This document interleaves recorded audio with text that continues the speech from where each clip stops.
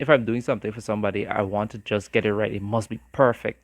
And nothing is wrong with trying to do your best, but the intention behind it, I wanted these persons to validate me, validate my worth by the quality of work that I did, right? Gotta be God, gotta be Jesus. Oh my God, gotta be Jesus. Gotta be God, gotta be Jesus. Yeah. Ain't no more capping on. Hey guys, I hope everybody's doing okay. So as you can see, Kevin is not here for this episode, but nevertheless, the show must go on. Now, this is something I wanted to talk about because it's very near and dear to my heart. This is a message for you guys, not you guys as in men and women. This is a message for the males. Um, as you can see by the topic, it is signs that you are a nice guy. And being a nice guy is not so good as it seems. And I just hope that this video brings awareness. I hope that this video brings awareness to you guys, and feel free to share it. And not only do I hope that this video brings awareness, but I also hope that you guys can now move forward with that knowledge or make the best decisions possible with this knowledge, right? So let's get the signs that a guy is a nice guy. So today I'm going to be reading from this book because sometimes, I believe that the information from me flows better when I write stuff down, right? So the first sign that a guy is a nice guy, he seeks approval from others. Now, personal example, I find myself wanted to do things right to get other person's approval. Like I want to make sure that this whatever job that I'm doing or whatever I'm doing if I'm doing something for somebody, I want to just get it right. It must be perfect. And nothing is wrong with trying to do your best, but the intention behind it, I wanted these persons to validate me, validate my worth by the quality of work that I did, right? The second thing is that I try to be very helpful to people. That, oh, Kenneth, he's a good guy because you're helping me out. Oh shucks, you help me out. Oh, young guy, help me out, man. I just be very helpful to a fault, because sometimes I would disregard what I'm doing just to help somebody and just go way out of bounds just to help the person. Also, I used to anticipate other people's needs. Like if I see or I foresee that this person might need this, I would just go and get it done. No specific example comes to mind, but yeah, I used to anticipate other people's needs, so I just go and do that thing that they would need. And like I said, nothing's innately wrong with these things, but the intention behind it. If you're seeking validation when you do this, like if you're looking for like a prize or a medal or a compliment for doing these things, then that is a sign that you are a nice guy. So the second point is the second sign that you are a nice guy is that you try to hide your perceived flaws or mistakes. Right now, mind you guys, these are points taken exactly from the book. I must say that I didn't write down these exact points, but the extrapolation is mine, right? Me going into detail it's mine, right? So again, nice guys tend to hide their perceived flaws and mistakes. Like I said, that goes back to me. I used to want to do things right so they won't see that I'm a bad person because I perceived that I was a bad person. That's called toxic shaming. Maybe I'll do a video later on that, but essentially what it is that you have this belief from childhood that you are a bad person because certain needs weren't met when you were younger. So if these needs weren't met when you were younger, that means you are a bad person. That means you didn't deserve it. So you are a bad person. So as you get older, you try to avoid doing things that would make a person get upset with you, because if they get upset with you, they'll see that you are a bad person. Not that what you did was wrong and that you're not a bad person. It's just that you did something wrong. It's just that you don't want them to think that you are a bad person because you already see yourself as a bad person. So nice guys tend to hide their flaws and mistakes. Like I said, I try to do things right. I would try sometimes to hide things that I did wrong because I don't want to be exposed. And also, like, nice guys, like, they on the surface they may seem like a good guy, but nice guys like to keep up this persona, to keep up this idea, to keep up this facade that they are a nice person, right? So you see why being a nice guy is not so great. Anyway, so the third sign that a guy is a nice guy is that nice guys put other people's needs above their own. Nothing is wrong with serving people. Nothing is wrong with putting person's needs above your own, but the intention behind it. If you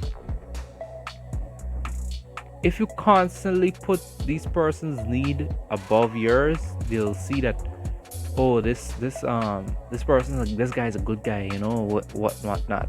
So some things that I did in terms of putting other person's need above mine is that I would let people walk over me. Yeah.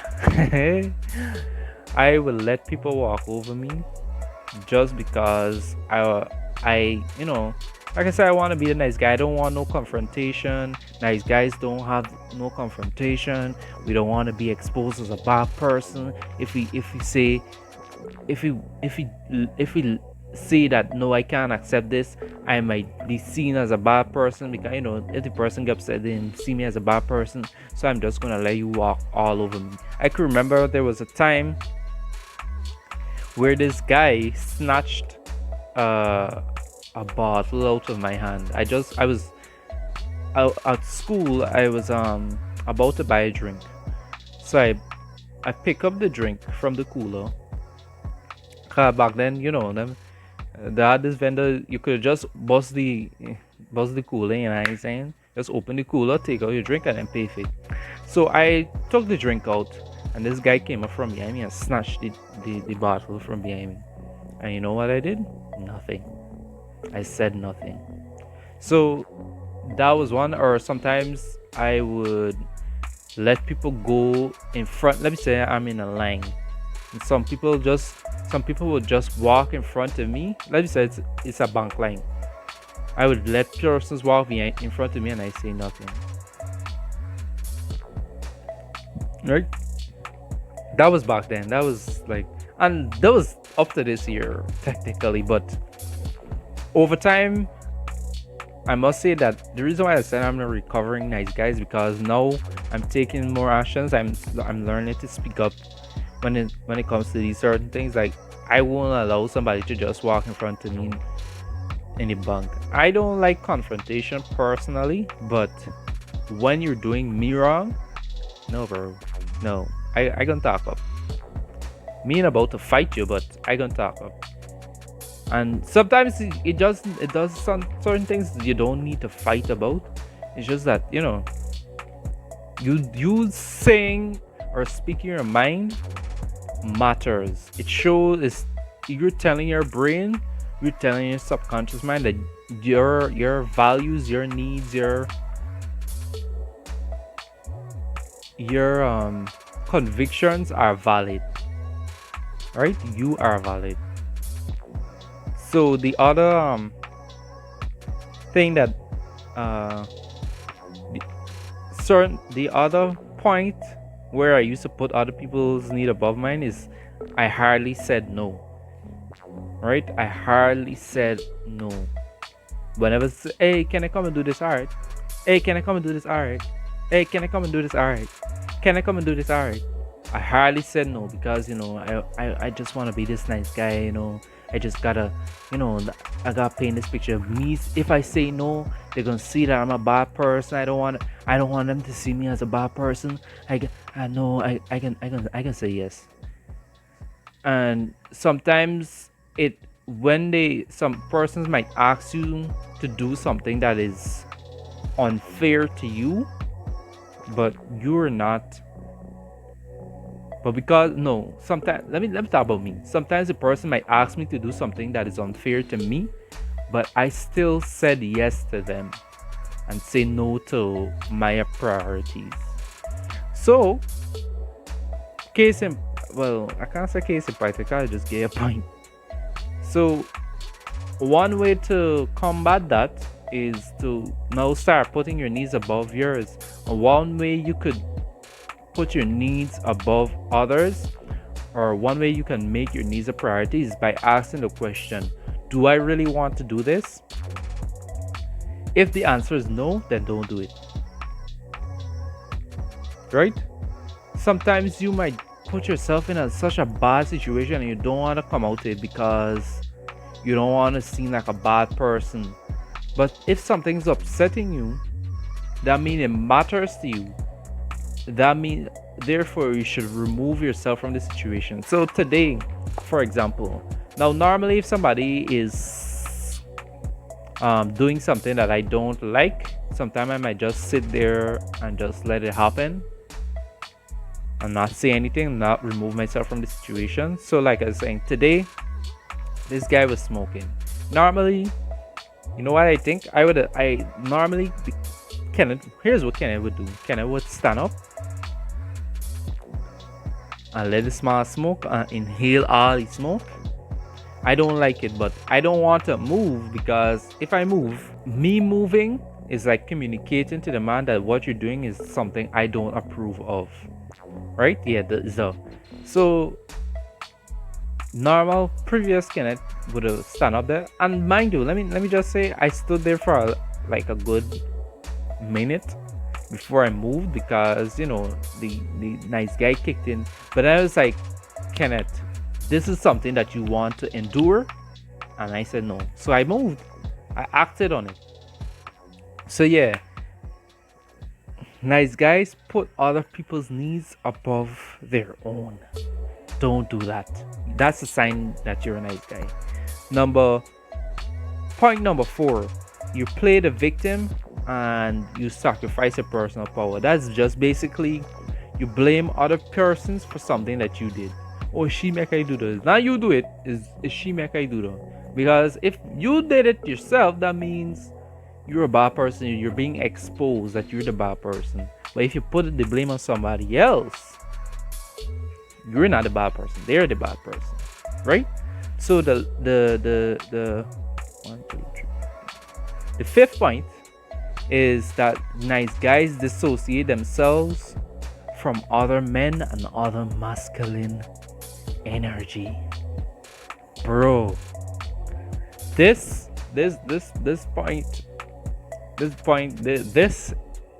point is like, bro, it spoke to me because I have a lot of female friends, right? And you know what I used to say? I just more friendly with females, and the guys I talk to, we don't really share interests, and I can't really relate to them. But that's a sign that you're a nice guy. Nice guys somehow just be friendly with a bunch of women, but hardly be friends with